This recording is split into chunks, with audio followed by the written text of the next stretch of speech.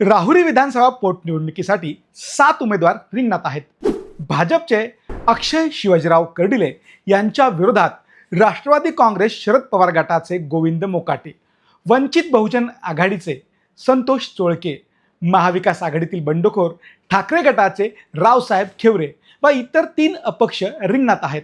हा मतदारसंघ 2009ला अस्तित्वात आल्यानंतर एक अपवाद वगळता या मतदारसंघातनं भाजपचे उमेदवार राहिलेले शिवाजीराव कर्डिले यांनीच बाजी मारली आहे. या 3 फॅक्टर महत्त्वाचे ठरले. हे फॅक्टर कोणते आहेत?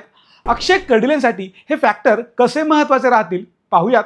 2008ला विधानसभा मतदारसंघाची पुनर्रचना झाली. 3 वेळेस नगरनेवासा मतदारसंघातनं निवडून आलेले शिवाजीराव कर्डिले यांना हक्काचा मतदारसंघ राहिला नव्हता. तर राहुरी तालुक्यातील काही भाग, नगर तालुक्यातील जेऊर महसूल मंडळ आणि पाथर्डी तालुक्यातील करंजी महसूल मंडळातील गावे अशी मिळून राहुरी विधानसभा मतदारसंघ अस्तित्वात आला. गोपीनाथराव मुंडे यांच्याशी सलोख्याचे संबंध असल्याने शिवाजीराव कर्डिले हे भाजपमध्ये दाखल झाले. 2009 विधानसभेच्या अटीतटीच्या लढतीत ते विजयी झाले. त्यानंतर 2014मध्येही ते पुन्हा विजयी झाले.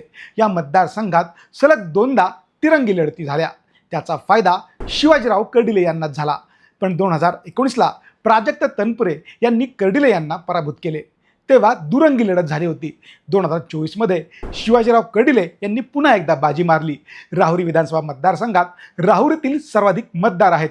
पाथर्डी आणि नगर तालुक्याचे मिळून जवळपास 1 लाखाच्या आसपास मतदार आहेत. राहुरी तालुक्यात 2004ला भाजपचे चंद्रशेखर कदम हे आमदार झाले होते. ते RSSशी निगडीत आहेत. तसेच राहुरीत भाजपला मानणारा हिंदुत्ववादी मतदार आहे. राहुरी तालुक्यातील हा मतदार शिवाजीराव कर्डिले यांच्या मागे कायमच राहिलेला आहे.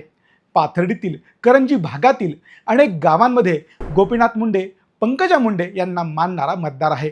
गोपीनाथ मुंडेंच्या शब्दावर शिवाजीराव कर्डिले यांना पाथर्डीतील गावांमध्ये भरभरून मतदान होत होतं. त्यानंतर मंत्री पंकजा मुंडेंमुळे कर्डिले यांना मतदान पुढे होत राहिले.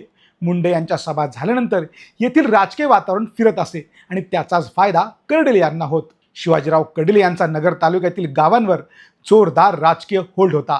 त्यामुळे जेऊर महसूल मंडळातील गावांमधून शिवाजीराव कर्डिले यांना 80%हून अधिक मतदान होत होतं. राहुरी तालुक्यात पिछाडीवर राहिल्यानंतरही कर्डिले हे पाथर्डी आणि नगर तालुक्यातील मतदारांच्या जोरावर विजयाचे गणित फिक्स करत होते. त्याचबरोबर कर्डिले हे 3 तालुक्यात विकास काम करत होते, लोकांचे प्रश्न सोडत होते. त्यामुळे 2024ला पुन्हा ते सर्वाधिक 35,000 मतांनी निवडून आले होते. परंतु अल्प आजाराने त्यांचं निधन झाल्याने या ठिकाणी पोटनिवडणूक लागली आहे. आता अक्षय कर्डिले हे त्यांचा राजकीय वारसा पुढे चालवण्यासाठी भाजपकडनं रिंगणात उतरले आहेत. शिवाजीराव कर्डिलेंविरुद्ध सर्व निवडणुकीत तनपुरे कुटुंबातील उमेदवार रिंगणात असायचे. पहिल्यांदाच तनपुरे निवडणुकीच्या रिंगणात नाही. त्यामुळे अक्षय कर्डिलेंसाठी ही निवडणूक सोपी झालेली आहे. तनपुरे हे रिंगणात नसणे, पालकमंत्री राधाकृष्ण विखे, माजी खासदार सुजय विखे यांची ताकद, संग्राम जगताप यांचा हिंदुत्वाचा मुद्दा आणि भावनिक लाट, त्यामुळे अक्षय कर्डिलेंसाठी ही सर्वात सोपी निवडणूक असल्याचं राजकीय विश्लेषक सांगतात. तुम्हाला काय वाटतं? अक्षय कर्डिले विजय होतील का? आम्हाला कमेंट करून नक्की सांगा.